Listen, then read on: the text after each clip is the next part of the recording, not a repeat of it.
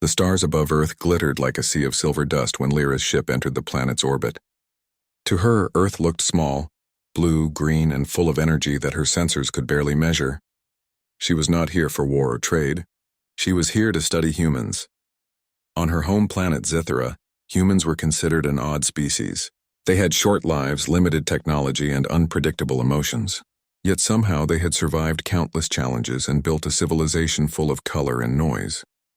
Lyra had volunteered for this mission because she wanted to understand how such an emotional race could be so strong. Her superiors warned her, "Do not get too close. Humans are contagious, not in disease, but in behavior." Lyra had laughed then. How could behavior be contagious? Now she would find out. Her ship landed in a quiet forest near a small city on Earth. She stepped out wearing a human disguise, a holographic projection that made her look like a normal young woman. Pale skin, brown hair, and curious blue eyes. Her true form, with silver skin and glowing lines across her cheeks, remained hidden. She started walking toward the city with a data pad in her hand. Everything amazed her. The wind, the smell of trees, the sound of birds. On Zithera, everything was sterile and perfect. Here, everything was alive and unpredictable. Her mission was simple: live among humans for 3 months, gather data, and send daily reports. She found a small rented room under the identity of a foreign student named Lyra, Vale. But even the first day proved that humans were harder to study than she had thought. The morning sun was warm as she stepped outside, trying to act like a normal human. She saw people rushing to work, children laughing, and music playing from a nearby cafe. Everyone seemed busy, yet strangely connected by invisible threads of emotion. When she walked into the cafe to observe them closely, something unexpected happened. She met Ethan. He was standing behind the counter, wearing a simple apron and a bright smile. "Hey there," he said kindly. "First time here?" Lyra blinked. "Yes, I'm observing. I am trying coffee." Ethan laughed softly. "Observing, huh? That's an interesting way to put it. What do you want to try?" She looked at the menu like it was written in another language. "One coffee, please. The standard human one." He raised an eyebrow, amused. "We've got about 10 kinds, but I think you'll like this one." He handed her a warm cup. "Be careful, it's hot." She took the cup with both hands, feeling the heat. Her sensors noted the temperature, the smell, the steam rising. She took a sip and her eyes widened. "This tastes like comfort," she said slowly. Ethan chuckled. "That's a first. Most people just say it's good or bad." Lyra tilted her head. "You humans use flavor to create emotion. Fascinating." He laughed again, shaking his head. "You talk like a scientist." "Observation complete," she whispered under her breath, unaware he heard it. From that moment, Ethan found her strange but interesting, and Lyra found him confusing. He smiled often, joked freely, and looked directly into her eyes when he spoke. Zitherans never did that. Eye contact there was considered invasive, yet here it felt warm. Over the next few days, Lyra kept visiting the cafe. She said it was for research, but something about Ethan drew her in. He talked about music, weather, and funny human habits. He even taught her how to use a phone and introduced her to the concept of memes, which she found completely illogical. One afternoon, when Ethan showed her a video of a cat jumping into a box, she asked, "Why do humans laugh at this?" "Because it's cute," he said, "but it failed its jump." "Isn't that inefficient?" he smiled. "Yeah, but failure can be funny. We don't always take life so seriously." Lyra stared at him amazed. "You find joy in failure remarkable." Her circuits flickered for a moment. A strange warmth spread through her cheeks. She touched her face and frowned. "My face feels hot," Ethan laughed. "You're blushing." "Blushing?"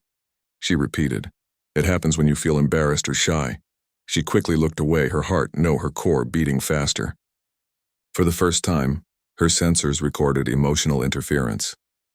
That night, back in her rented room, Lyra opened her data pad and began recording her report.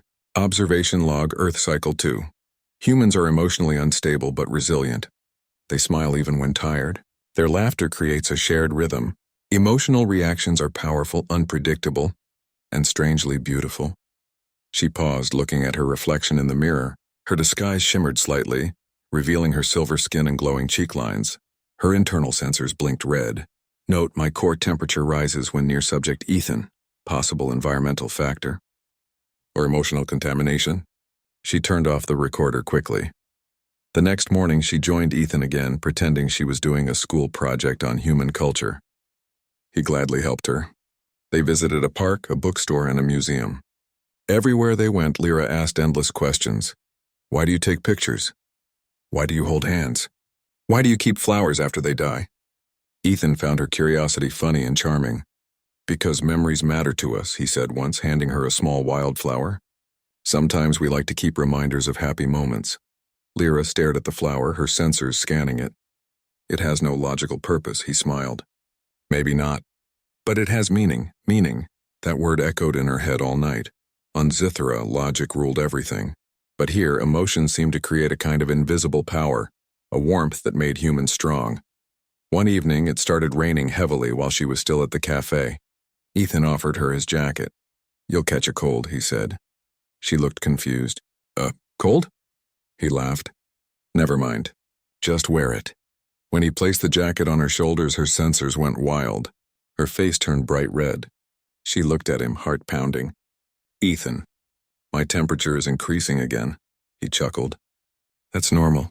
You're just cold and maybe blushing again. She didn't know why, but hearing his laugh made her chest feel light. Later, when she returned to her ship hidden in the forest, Lyra sat alone, staring at the rain hitting the glass dome. Her sensors picked up faint signals from Zithra, routine check-ins. But she hesitated before responding.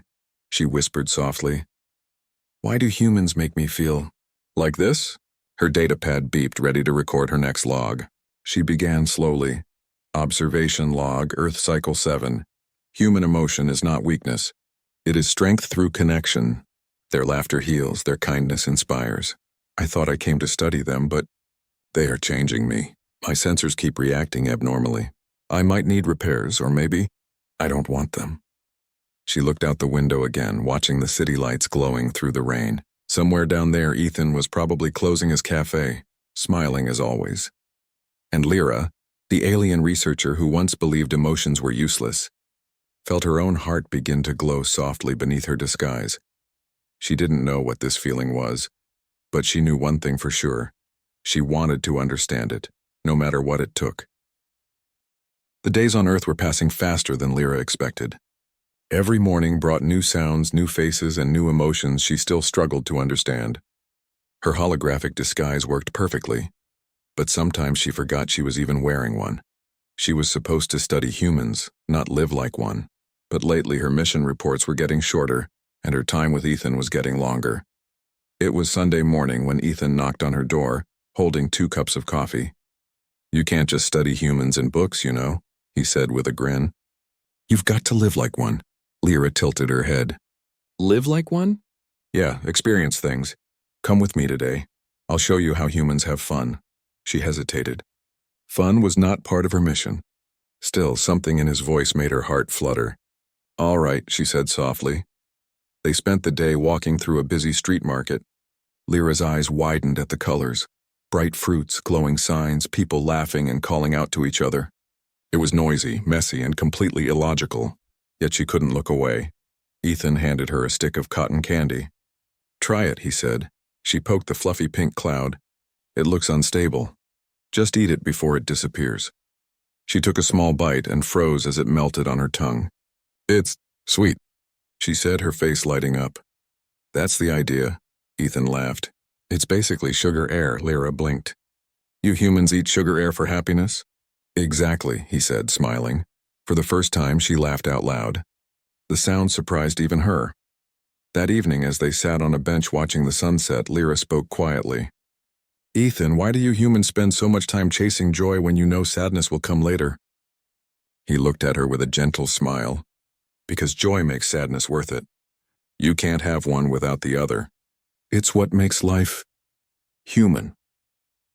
Lyra thought about that for a long time. On Zithra, emotions were treated like malfunctions.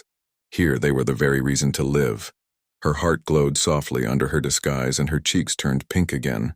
She quickly turned her face away, pretending to look at the sky. Ethan noticed but didn't tease her this time. He just smiled quietly as if he understood. That night, back in her room, Lyra opened her datapad. Her voice trembled as she began her log. Observation log, Earth Cycle 15. Humans confuse me. They seek happiness in small things. A drink, a joke, a sunset. They know pain is coming, yet they smile. They call this courage. I am beginning to feel it too. She paused, looking at the screen. Subject Ethan continues to influence my reactions. My sensors detect warmth whenever he smiles. Possible contamination, possible. Affection? Her circuits flickered. She shut off the device quickly. Over the next weeks, their friendship deepened. Lyra joined Ethan in his small engineering workshop where he fixed old machines for fun. She loved watching how he worked with his hands, careful, patient, creative. One afternoon, he caught her staring. "You okay?" he asked. "I was observing your process," she said quickly. He chuckled. "You observe a lot, don't you?" "It is my purpose," she replied. "Well," he said, handing her a wrench. "Then observe this. Help me fix this motor." Lyra blinked. "You trust me with your tools?" He grinned. "Of course." "How else will you learn?" She took the wrench carefully and followed his instructions. When the machine finally came to life, spinning and humming, Ethan raised his hand for a high five. She looked at it suspiciously. "What is this?" "It's how we celebrate teamwork." "Just hit my hand lightly." She did, a bit too hard. The sound echoed through the room. Ethan winced. "Ow. Okay, maybe a little less strength next time." Lyra gasped. "Did I cause harm?" "I apologize." He laughed. No, it's fine. You're just stronger than you look." Her cheeks turned red again and she muttered, "System overheating." Ethan only smiled wider. "You're so weird sometimes." One evening, while they were sitting by the river, the sky lit up with stars. Lyra's gaze softened.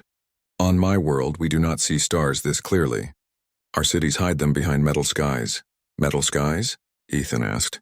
"Yes, we built walls between us and the universe. For safety." He looked up at the open sky. "That's sad. You lose something when you stop looking up." Lyra nodded slowly. "Perhaps that is why humans are so alive. You keep looking up, even when everything is dark." Her words made Ethan smile. "You sound almost human yourself, Lyra." She felt her heart jump. "Do I?" she asked softly. "Yeah," he said. "You've got the same spark." She turned away quickly, hoping he wouldn't notice how her face glowed pink again. But not everything was peaceful. Late one night, a transmission from Zithra came through her hidden ship. The voice of Commander Eric's filled the air. "Agent Lyra 7, your reports are incomplete. Your emotional readings are irregular. Have you been compromised?" Lyra froze. "No, Commander. My research continues. I'm simply studying new variables." "Be careful," the voice warned. "Humans are dangerous in subtle ways. They can change your core without you noticing. Do not forget your purpose." When the signal ended, she sat in silence. Her reflection shimmered in the ship's glass window, half human, half alien. For the first time, she wasn't sure which side she belonged to. The next morning, Ethan noticed something different about her. She was quieter, lost in thought. "You all right?" he asked. "Yes," she said softly, but her eyes told another story. They were working together again when a storm suddenly hit the city. Lightning cracked through the sky and thunder shook the ground. The power went out, plunging everything into darkness. Ethan grabbed a flashlight and said, "We need to check the nearby station. Some people might be stuck. Isn't that dangerous?" Lyra asked. "Yeah," he said simply, "but we help anyway." His words stunned her. Logic said to stay safe. But humans chose danger for others. That was beyond logic. That was heart. Without thinking, she followed him. They reached the small subway entrance where water was rising fast. Ethan waded in to help two trapped workers. Lyra's sensors warned of electrical risk, but she ignored it and pulled one man to safety. When it was over, Ethan was soaked, breathing hard but smiling. "We did it," he said, looking at her. "Teamwork, right?" Lyra felt something new, a strange ache in her chest mixed with pride and warmth. "Yes," she whispered. "Teamwork." Later, as they sat under a broken streetlight, she looked at him carefully. "You humans risk your lives for strangers." "Why?" he shrugged. "Because it's the right thing to do. If we don't care for each other, what's the point?" Lyra stared at him, her voice soft. "That is what makes you strong." Her disguise flickered faintly for a second, but Ethan didn't notice. That night, In her ship, she recorded another log. Observation log, Earth Cycle 28. Humans act against logic, yet their actions give them purpose. I have witnessed selflessness. They risk their safety for others. I understand now, emotion is not a weakness. It is energy.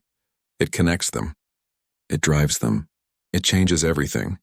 She hesitated before adding one more line. Subject Ethan continues to affect me deeply. When he smiles, my systems react beyond control. I feel alive. She closed the log with trembling hands. Outside, the rain had stopped. The city lights glowed softly, reflected in the wet streets. Lyra stood at the window, feeling her heart beat faster than it ever had. She whispered, "Maybe humans aren't the ones who need studying. Maybe I am." And as she thought of Ethan's smile, her cheeks glowed a gentle pink again. This time she didn't try to hide it. The morning sun spilled gold across the city, but Lyra hardly noticed it. Her thoughts were tangled in a way no Zithran algorithm could solve. The voice of Commander Orcs still echoed in her mind. Agent Lyra 7, return immediately. Emotional contamination has compromised your mission. Do not disobey. She had spent weeks studying humans, learning their habits, their joys, and their courage. She had laughed, cried, and felt warmth she had never known. And somewhere along the way, she had begun to feel for Ethan. Her holographic disguise shimmered slightly as she stared at the small reflection in the window. She did not want to leave. That afternoon, Ethan knocked on her door carrying a basket of freshly baked bread. "Good morning, Lyra. I thought you might want breakfast before we head to the library." She forced a smile. "Yes, thank you, Ethan." As they walked together through the busy streets, she noticed something new. Humans were small, fragile, yet somehow unstoppable. They stumbled, failed, and yet laughed through it all. She began to understand the Zithran saying differently. Humans were not strong because of power or logic. They were strong because of heart. And her heart, so unfamiliar a few weeks ago, was now racing every time she was near Ethan. At the library, while Ethan searched for a book, she watched him carefully. He moved with confidence, yet a gentle kindness emanated from every gesture. Lyra felt her face warming again, a blush she could no longer hide. Her voice trembled when she spoke. "Ethan, may I ask you something personal?" He turned, raising an eyebrow. "Sure, you can ask anything." "Why do you care so much for others, even strangers?" Ethan smiled softly. "Because it's who we are. Caring is part of being human. Without it, life would be empty." Her sensors registered it, a surge of warmth, a strange pulse that mimicked fear and hope all at once. She realized something terrifying and wonderful. She understood now. That evening, while Lyra was recording her log, an alert flashed on her datapad. It was Zithra, Lyra 7, immediate extraction. Your emotional state is unacceptable. Return to Zithra at once. Her fingers hovered over the keys. She knew obeying meant leaving Earth, leaving Ethan and erasing everything she had learned. But her heart, her newly discovered human heart, rebelled. She whispered to herself, "I cannot leave. I will not leave." Her reflection shimmered, her silver skin briefly breaking through the hologram. Her cheeks glowed pink as she touched her own face, feeling every pulse and tremor of her emotions. The next day she met Ethan at the park. He noticed her tension immediately. "Lyra, what's wrong?" She hesitated, then shook her head. "I cannot explain. Something important has come up. I might need to leave Earth." Ethan frowned. "Leave? Why?" "It is my duty," she said softly. "My world. They require my return." He looked down, then back at her with determination. "Listen, I don't care if you're an alien or not. You belong here if you want to. Not because of duty, but because of choice." Her heart surged. His words struck deeper than any logic or command could. She could feel warmth radiating through her core, washing away her fear. "Choice," she whispered. "I have the freedom to choose." "Yes," he said, "and I hope you choose. Whatever makes your heart happiest." Lyra spent the day hiding in her small room, thinking. Zithara's orders were clear: obey or face consequences. But the humans she had lived among, laughed with, and cared for had taught her a lesson no protocol could teach. Freedom to feel is the truest power. She activated her datapad, sending a message back to Zithara. Commanders, I have studied humans as ordered. My conclusion: humans are extraordinary. They wield compassion as strength and joy as courage. I cannot unlearn what I have learned. I am choosing to remain. Emotional contamination has not compromised me. It has awakened me. The transmission ended. Silence followed. Later that afternoon, a group of Zitharan drones descended from the sky. Their sleek metal bodies hovered near the park. Lyra's ship flared briefly, ready for defense, but she stepped forward with calm determination.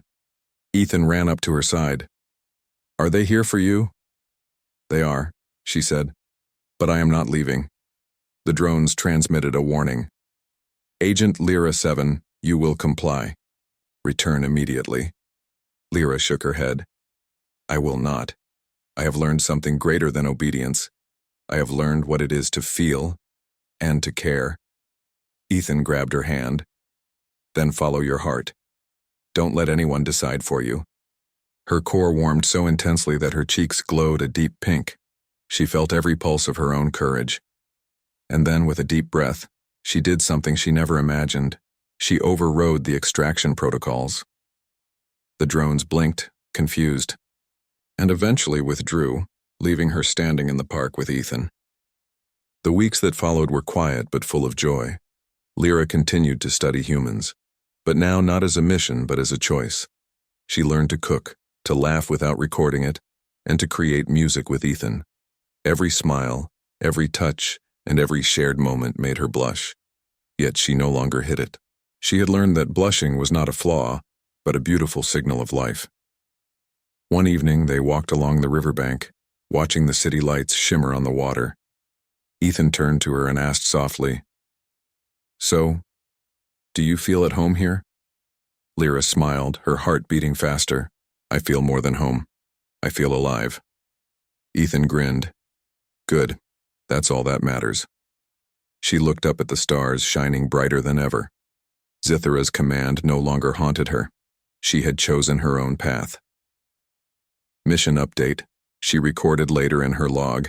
I came to study humans. Now I study myself. The heart is humanity's greatest invention, and it is contagious. Months passed. Lyra became a quiet legend among her human friends. Kind, brilliant, slightly awkward, yet full of wonder. She helped Ethan run his small workshop, volunteered in the city, and laughed freely at jokes she once wouldn't have understood. And whenever Ethan smiled at her, her face would glow pink, her chest fluttering. But this time she didn't hide it. She embraced it. One day, as they watched a sunset together, Ethan teased, You know, for an alien, you're surprisingly human. Lyra laughed, her cheeks glowing warmly. And for a human, you're extraordinarily kind. Ethan reached out and held her hand. So, we're both learning from each other? Yes, she said softly, and I could never stop learning. High above the city, the stars twinkled silently. And somewhere in the vast universe, Zithara might still watch, waiting for a report. But Lyra no longer feared them. She had discovered the truth that no protocol could ever teach. Humans were extraordinary, and truly feeling, was the greatest power of all. Her heart beat in rhythm with humanity, and she knew she had finally found where she belonged. And as Ethan leaned closer to whisper a joke, her cheeks glowed pink once again, and she laughed freely, happily, and fully alive.